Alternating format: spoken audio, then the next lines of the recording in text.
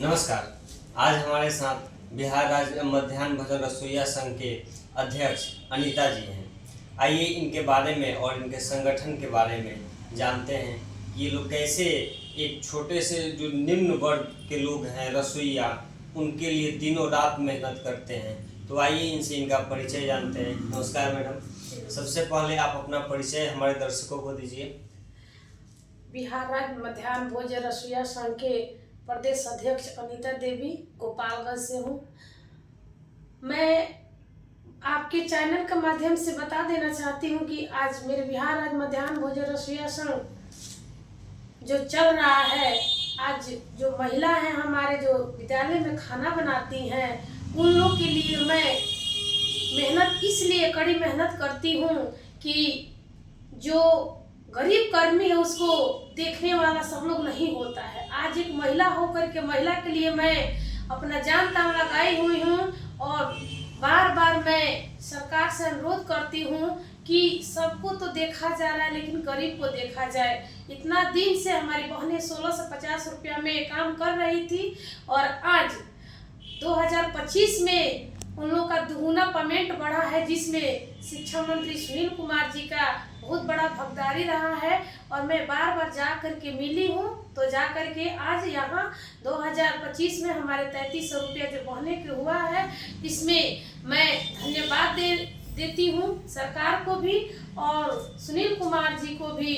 और एक और बात बता देना चाहती हूँ आपके चैनल के माध्यम से, जितनी मेरी बहनें 38 जिला में रसोइया बहनें हैं, वो किसी के साथ कोई भी दुर्घटना हो जाता है तो मैं वहाँ जा करके सारी बहनें के साथ अपना जो भी हेल्प होता है करती हूँ। और सरकार के मदद में हमारे जितनी रसोइया बहनें थी सब लगी हुई थी। और हमारे जीविका दीदी हैं, जो जीविका दीदी है जिसके तहत सरकार को आज जिस कुर्सी पर बैठे कुर्सी मिला है, वही देन है कि महिला के देन है। महिला जो चाहे वो कर सकती है। महिला इतना ताकत है कि महिला एक सातों माँ है, सातों देवी है, तो महिला जो चाहती है वो कर सकती है। चलिए, आपने दो मुद्दों की बात की, एक तो रसोइयों के लिए और दूसरा जीविका के लिए। पहले हम लोग रसोइयों के लिए बात करते हैं, क्योंकि आपकी जो संगठन है वो रसोइयों के लिए है। तो पहले हम लोग वहां पे आते हैं। क्या आप अभी समझते हैं कि जो मानदेय में वृद्धि हुआ है वो पर्याप्त है उनके लिए?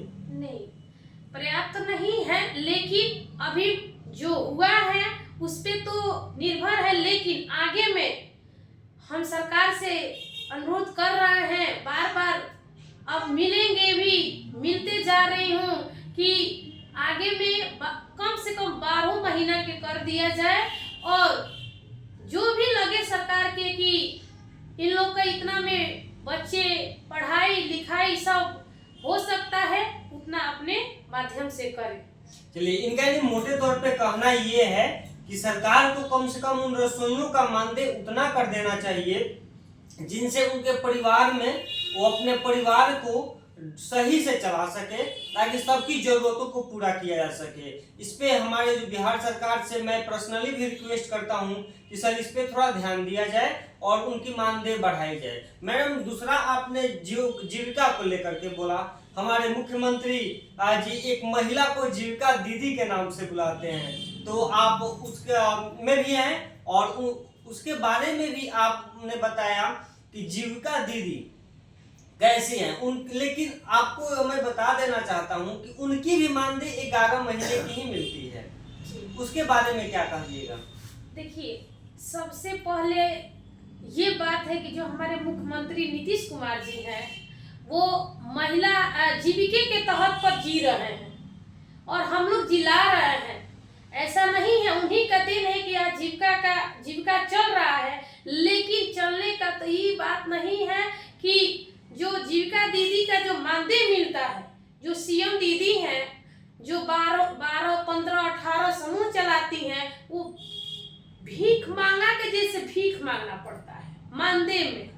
तभी भी हमारी दीदी खुश है और मुख्यमंत्री जी पे पूरा विश्वास रखा गया है कि वो परमानेंट हम लोग को भी करेंगे। और हम उनसे हाथ जोड़कर रिक्वेस्ट करूंगी यही कि परमानेंट हो जाएगा, तो आज परमानेंट नहीं है तो जीविका दीदी उनको जहाँ है वहीं बैठाना चाह रही है। अगर परमानेंट कर देते हैं, जो सरकार रहे वो हमेशा हमेशा के लिए वहीं रहेंगे। जीविका दीदी जो चाहेगी वो करेगी। जीविका दीदी के हाथ में है कि आज एक जीविका दीदी है, उनके साथ 500 महिला पीछे चल रही है। तो जिस वार्ड के लोग जिस महिला के साथ रह रहा उन्हीं का बात सुनता है। चलिए, बहुत बढ़िया। अभी हमारे जो मुख्यमंत्री नीतीश कुमार जी हैं, वो अभी कुछ दिन पहले ही 10-10 हजार रुपया दिए जीविका के द्वारा। तो इसमें क्या, बहुत सारे जो जीविका दीदी हैं वे लोग अपना स्वरोजगार के लिए दिए, तो क्या आप उसको मानती हैं कि वो सही है? सही है। हमारे हनुमान समूह में, हमारे महादेव समूह में शीला दीदी नाम की सदस्य है, वो 10,000 रुपया से एक अपना चूड़ी के दुकान की हुई है। वो हमसे बोलती हैं कि दीदी आपके पैसा से हम एक बिजनेस कर लिए हैं, उससे हमको बहुत पूरा लाभ मिल रहा है। और हमारे हर समूह में हर 2-4 हमारे दीदी बिजनेस कर ली है। इसके लिए तो मैं बहुत बड़ा धन्यवाद देती हूँ अपने मुख्यमंत्री जी को कि ये जो काम किए हैं बहुत अच्छा किए, क्योंकि जो इनके खिलाफे लोग हैं बोलते हैं कि वोट के लिए दिए हैं, वोट के लिए दिए हैं, लेकिन हम लोग हर घर में जाकर के बताए हैं कि नहीं, ऐसा कुछ नहीं है। और ये भी बताया जा रहा है कि वो पैसा लिया जाएगा, लेकिन मैं हर घर में जाकर के बताती हूँ कि पैसा नहीं लौटाना है। मुख्यमंत्री हमारे नीतीश कुमार जी बिजनेस के लिए दिए हैं। छोटा बिजनेस कीजिए, कोई अंडा का दुकान कर रहा है, कोई किराना दुकान कर रहा है, कोई चूड़ी का दुकान कर रहा है, जो करना है छोटा मोटा बिजनेस करके अपना आगे बढ़ेंगे। तो आज यही बिजनेस है जो आगे में बोल रहा है कि 2 लाख रुपया देंगे। चलिए, यानी मोटे तौर पे इनका कहना ये है कि जो 10,000 रुपया दिया गया है, इसी उद्देश्य से दिया गया है कि वे लोग अपना कोई स्वरोजगार करें, स्वयं पे निर्भर हों।